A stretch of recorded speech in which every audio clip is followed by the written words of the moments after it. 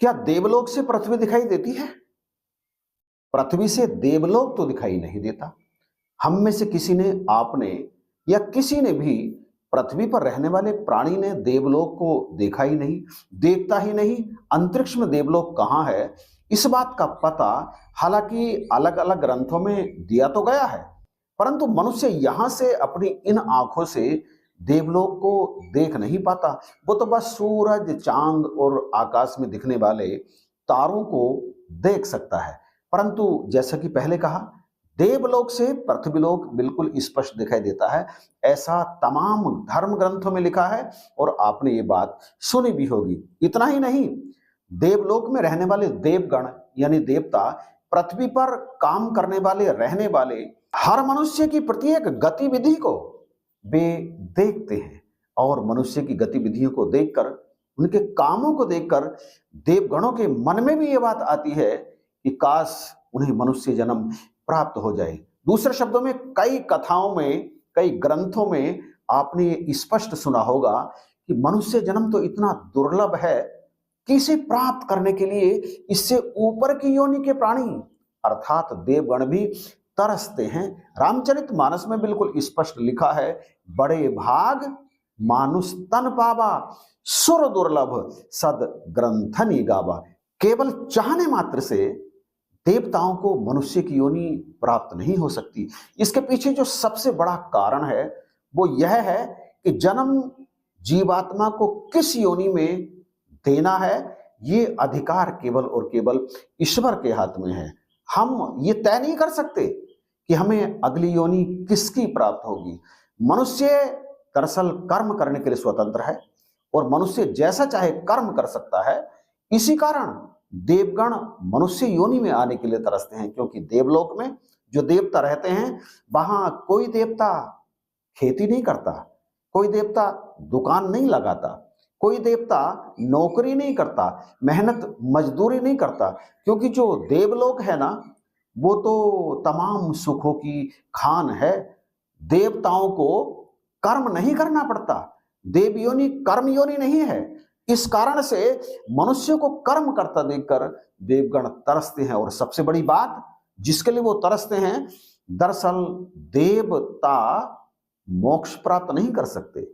देवलोक में जब देवताओं की आयु पूरी हो जाती है, दरअसल देवता भी एक निश्चित समय के लिए बनता है जीवात्मा, एक निश्चित समय, और उस निश्चित समय में देवलोक के तमाम सुखों को भोग कर जब उसके तमाम सुखों का कोष समाप्त हो जाता है, सुख भोगने के कर्मों का, शुभ कर्मों का कोष समाप्त हो जाता है, तो फिर वो देवगण भी वापस पृथ्वी लोक पर आते हैं। ऐसा श्रीमद् भागवत गीता में भी लिखा है। तेतम भुक्त्वा स्वर्ग लोकम विशालम क्षीणे पुण्य मर्त्यलोकम विशंति। वे उस विशाल स्वर्गलोक को भोग कर पुण्य क्षीण होने पर पुनः मृत्युलोक को प्राप्त होते हैं।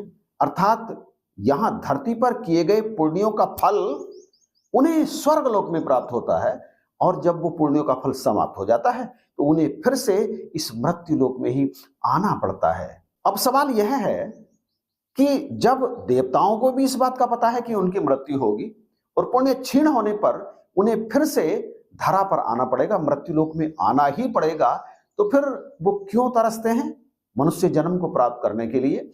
दरअसल स्वर्ग में देवताओं की आयु बहुत लंबी होती है, बहुत लंबी। देवलोक के जो समय का गणित है वो पृथ्वी के गणित से, पृथ्वी के समय के गणित से बिल्कुल अलग है। बहुत अंतर है दोनों के समय में, और उससे बड़ा अंतर आप ब्रह्मलोक, वैकुंठ लोक, शिवलोक आदि के बारे में भी जान सकते हैं। आप इसे इस तरह से समझ सकते हैं, पृथ्वी लोक का एक वर्ष देवताओं के एक दिन रात के बराबर होता है, यानी मनुष्य के 30 वर्ष के बराबर देवताओं का एक महीना होता है। और यहाँ पृथ्वी के 360 वर्ष के बराबर देवताओं का एक वर्ष अर्थात दिव्य वर्ष जिसे कहा जाता है वो होता है। मनुष्य के वर्ष देवताओं के 1200 दिव्य वर्ष अर्थात एक कलयुग के बराबर होते हैं। मनुष्य के 8,64,000 वर्ष देवताओं के 2400 दिव्य वर्ष अर्थात एक द्वापर युग के बराबर। धरती के 12,96,000 वर्ष देवताओं के 360 दिव्य वर्षों के बराबर होते हैं अर्थात एक त्रेता युग की जितनी आयु होती है। मनुष्य के 17,28,000 वर्ष देवताओं के 4800 दिव्य वर्ष अर्थात एक सतयुग की जितनी आयु होती है इसके बराबर होते हैं। इस सब का कुल योग मानव के हिसाब से, हमारे हिसाब से 43,20,000 वर्ष अर्थात 12,000 दिव्य वर्ष देवताओं का, जिसे एक महायुग या एक चतुर्युगी भी कहा जाता है। इस प्रकार 71 युगों का एक मनवंतर होता है जिसका मान 30,67,20,000 मानव वर्ष होता है। प्रत्येक मनवंतर के अंत में सतयुग के समय के बराबर अर्थात 17,28,000 वर्ष की संध्या होती है। एक मनवंतर के मान अर्थात 30,67,20,000 वर्ष में संध्या के मान अर्थात 72,800 वर्ष के योग करने पर 30,84,48,000 मानव वर्ष होते हैं, जो संधि सहित एक मनवंतर के मानव वर्ष हैं अर्थात पृथ्वी के वर्ष हैं। ऐसे संधि युक्त एक मनवंतर में 30,84,48,000 वर्ष होते हैं और ऐसे ही जब 14 मनवंतर व्यतीत होते हैं तब एक कल्प पूरा होता है और ये एक कल्प ब्रह्मा जी के एक दिन के बराबर होता है और ऐसा ही एक कल्प और बीते तो उतने समय की होती है ब्रह्मा जी की रात्रि। ब्रह्मलोक में जो एक दिन और एक रात होता है उसमें जितना समय होता है ना, वो पृथ्वी के समय की गणना के हिसाब से आपको बताऊंगा। अभी आप इसे ऐसे समझ लीजिए कि ब्रह्मा का एक दिन और एक रात मिलाकर के एक दिन होता है और ऐसे 30 दिन मिलाकर के एक महीना होता है और ऐसे 12 महीने मिलाकर के एक वर्ष होता है और ब्रह्मा जी की आयु ऐसे समय के 100 वर्ष मिलाकर के पूर्ण होती है। दूसरे शब्दों में कहें कि पृथ्वी लोक से ऊपर के जितने भी लोक होते हैं उन सब में जो आयु होती है वो निश्चित आयु होती है। वहां यहां पृथ्वी की तरह जो होता है ना, वो अकाल मृत्यु नहीं होती, वहां एक्सीडेंट नहीं होते, वहां बीमारियों से नहीं मरते, वहां कोई किसी की हत्या नहीं करता। इस तरह से ब्रह्मा जी के जब 100 वर्ष बीत जाते हैं तो फिर प्रलय होता है। पृथ्वी के समय के हिसाब से ब्रह्मा जी की आयु जो मानी गई है वो कुछ इस तरह से है, 2,59,00,00,000 और 20 करोड़ वर्ष पृथ्वी के जब बीत जाते हैं तो ब्रह्मलोक में एक दिन रात बीतता है।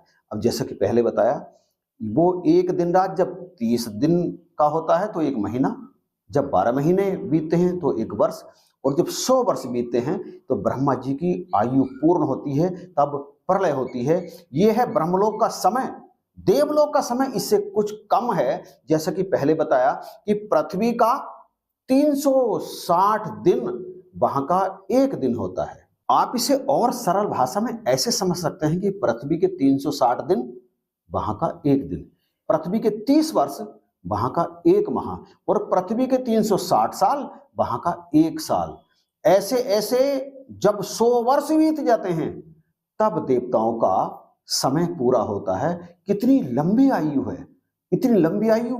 यहां पृथ्वी पर मैक्सिमम पहले 100 वर्ष आयु मानी गई। अब तो आप देख रहे हैं कि लगभग 50, 60, 70 साल, 72, 80 तक तो कोई कोई पहुंच रहा है। आयु इतनी कम हो गई है। यहां पर अकाल मृत्यु होती है, रोगों के कारण व्यक्ति समय से पहले मर जाता है। वहां पे ऐसा नहीं होता, वहां सदा यौवन ही रहता है, जवानी ही रहती है, बुढ़ापा आता ही नहीं, कोई रोग दोष किसी प्रकार का लगता ही नहीं। इसलिए वहां पर अपनी आयु को पूर्ण ही करते हैं। और वो जो इतनी लंबी आयु है, इतनी लंबी आयु जीते जीते जीते जीते देवता उगता जाते हैं। देखते हैं पृथ्वी लोक की तरफ कितने मजे से लोग कर्म कर रहे हैं।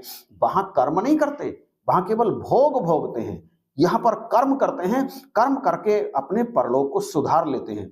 और देवताओं का मनुष्य जीवन में आने का जो सबसे बड़ा जो कारण होता है ना, वो जो चाहते हैं कि हमें मनुष्य जीवन मिले, वो यह है कि साधन धाम मोक्ष कर द्वारा।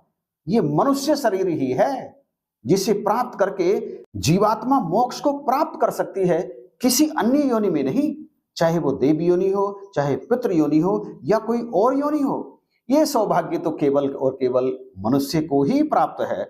वहां केवल भोग भोगते हैं, नरक में केवल भोग भोगते हैं, स्वर्ग में केवल भोग भोगते हैं। यहां पर कर्म करते हैं। कर्म करने की स्वतंत्रता केवल मनुष्य को है। वो जो चाहे कर सकता है, चाहे तो देवता बन सकता है, और चाहे तो मोक्ष प्राप्त कर सकता है, और चाहे तो वो ईश्वर स्वरूप भी हो सकता है।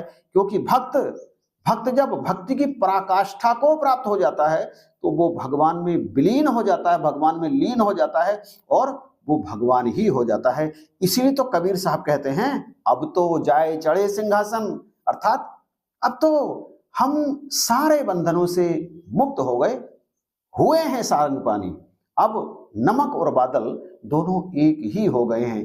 राम कबीरा एक हुए हैं, कोई ना सके पहचानी। जीवात्मा जब मोक्ष में चला जाता है तो वो जीवात्मा नहीं रहता, वो ईश्वर ही बन जाता है। इसी कारण देवलोक में देवता पृथ्वी लोक की तरफ देखते हैं और सोचते हैं मन में कि काश हमें भी मनुष्य योनि प्राप्त हो जाए, परंतु प्राप्त नहीं होती। क्योंकि जैसा कि पहले कहा, किसको कहां भेजना है, किस जीवात्मा को किस योनि में भेजना है, ये काम तो ईश्वर ही कर सकते हैं। ना हम कर सकते हैं, ना आप कर सकते हैं, और ना ही कर सकते हैं देवता। वीडियो कैसा लगा आप बताइएगा जरूर कमेंट करके। केवल धन्यंकार से काम मत करिए, धन्यंकार भी करिए, लिखिए वहां पर और कमेंट करके बताइए वीडियो आपको कैसा लगा, या आप किस और तरह की वीडियो देखना पसंद करते हैं, ये भी लिख करके बताइएगा। अच्छा लगा तो लाइक और शेयर जरूर कीजिएगा। चैनल पर यदि नए हैं तो आप इसे अभी सब्सक्राइब कीजिए। इन्हीं शब्दों के साथ वीडियो देखने के लिए आपका धन्यवाद।